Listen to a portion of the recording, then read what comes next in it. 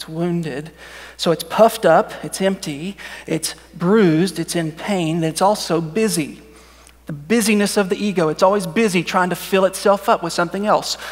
So the way that the ego fills itself up, look there at verse 6 again, is by comparing itself to other people and by boasting in the things that it does. We talked about this last week. These are the two things that pride does in our life. Look at the end. So that you may not be puffed up, there's the filled up, in favor of one against the other. So there it is. It's comparison. My camp is better than your camp. My job is better than your job. We're boasting and then we're comparing. That's how the ego deals with its emptiness. It's always busy trying to fill itself up with something else. In fact, that's the nature of pride. C.S. Lewis, one of the brilliant British writer back in the day, he's got a good quote on pride. I've got it up on the screen for you. He said, "Pride gets no pleasure out of having something, only out of having more of it than the next person. We say that people are proud of being rich or clever or good looking, but they are not.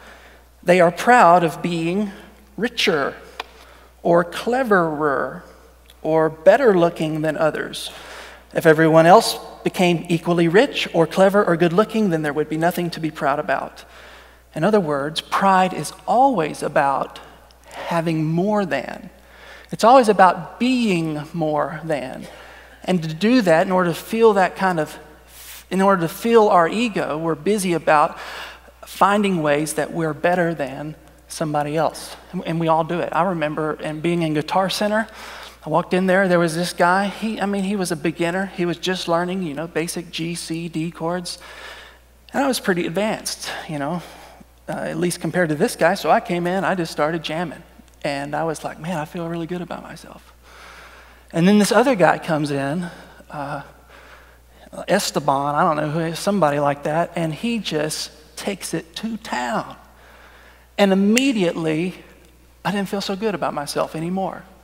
Immediately, pride shifted from boasting to comparison and insecurity, and that's just the nature of pride. If everybody had the same amount of money, there would be no proud people. The pride is the nature of being more or having more. And not only do we compare, we also boast. So a lot of us are working jobs you probably hate for the mere fact that job provides you enough money so that you can feel better than the person who has less money than you.